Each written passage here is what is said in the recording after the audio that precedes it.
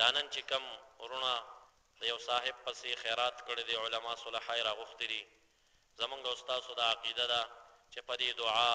په دې مجلس کې اجر دی دې ذکر کې دې صدقاتو کې دا هغه صاحب ته دې ثواب رسیږي نوی روشنی والا مولیان او جماعتونه وایي چې دا فضول خرچه ده د دې ثواب هغه ته نشي رسیدی هغه خلک چې وایي چې نشي رسیدی هغه هم د قرآن کریم نه دلیل پیش کوي هغه مولانا صاحب چې وایي رسیږي هغه هم د قرآن کریم نه دلیل پیش کوي دلیل د دې دواو یاډلو چې وایي مړو پسې ختم د مړو پسې خیرات ثواب نه رسی هغه دا چې الیس للانسان الا ما سعى واشتم سفارا انسان د پاره هغه سدي چې خپل عملي کړي نشته انسان ته مگر هغه سبب ملاويږي چې د خپل سعی او کوشش کړي نو دې کې دوی دا بیان کوي او خلکو ته دا خای چې دا خیراتونه خو د بچو عمل دی د نه دی ختمونه د بچو عمل دی دعاګانې د خلکو عمل دی د نه دی رب کریم فرمایي چې نشته انسان ته مگر خپل سعی او خپل عمل ورته ملاويږي عبد الله بن عباس رضی الله عنه نه چاته پوسوک مردگانو پسې دعا ثواب او د خیرات ثواب رسی ویاو هغه ور باندې اعتراض وکوي لیس الانسان الا ما سعى انسان ته خپل عمل اجر ملاويږي نو ته څنګه وایي چې اجر رسیږي دا خدای بل چا عمل دی عبد الله بن عباس رضی الله عنه لن جواب ورک انها منسوخه دا آیت دلیل کې مو پیش کاوه دا آیت منسوخ شوه دی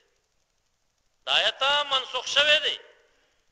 منسوخات مو پیش کاوه شاګرد عرض کوي چې دا منسوخ دی نو چا ناسخ څه دی چا منسوخ کده حکم د اسمان نراغه ناسخ څه شی دی عبد الله بن عباس رضی الله عنه د وشتمه سفاره بل آیت ورته پیش کچ والذین آمنوا واتبعتهم ذریتهم بإيمان الحقنا بهم ذریتهم وما علتناهم من عملهم من شيء هغه پلاران چې مړ شول دنیا نه لاړل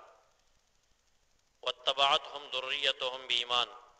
اولاد او بچیانو د پلار تابعداري په ایمان کې وکړه د پلار تابعداري په ایمان کې د ایمان صحیح عقیده ته ویل شي یو سړی وایي زه د پلار په عقیده مدا جرم نه دی خو چې پلار یې په سم عقیده دا ډېر ناپوهان خلکو ته وایي دا خو د مشرکانو خبره وه چې زه پلار پسې ځم مشرکانو ویلي زه پلار پسې ځم خو په شرک او پیغمبرانو ویلي چې زه پلار پسې ځم خو په ایمان کې یوسف علیہ السلام پیغمبر دی قیدیانو ته دعوت ورکړي جیلیانو ته سوای انی ترکت ملت قومی واتبعت ملت آبائی ابراہیم و اسماعیل و اسحاق ما د خپل قوم عقیده پرخیدا واتبعت ملت آبائی زه د پلار په ملت او عقیده باندې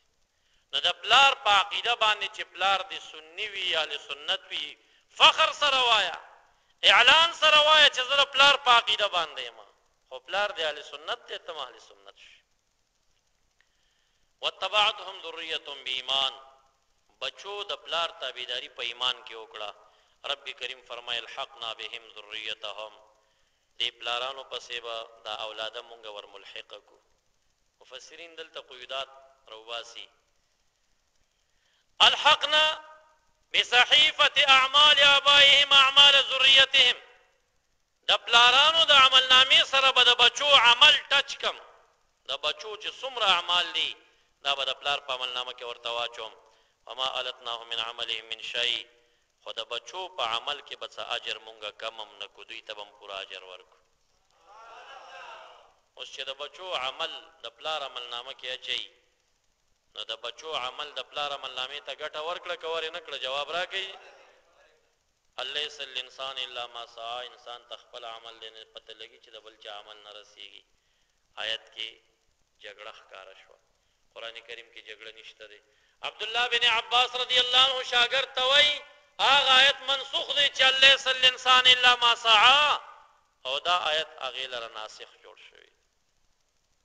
مفسرین دلته یو بل اعتراض هم ذکر کوي که څوک دا اعتراض وکړي چې لیس الانسان الا ما سعى رستو دی والذین آمنوا مخک ذکر رسته مخکې ډیلیټ کوي مخکې خو رسته نشي ډیلیټ کول نو دا د هغې لره ناسخ شي هغه څنګه دی لره ناسخ شي نو جواب دا کوي چې یو ترتیب د مصحف عثماني دی او بل ترتیب نزولی دی په نزول کې ناسخ آیت هغې نه رستو راغلی دی ترتیب کې عثمان ذو النورین صاحب هغه مخکې وضع کړی او دا خو علماو ته پته ده طالبانو ته داسې شوي دي اول آیت د اسمان نه اقرأ بسم ربک الذي خلق نازل او پروت په 13 سفارې اخري سر کې دی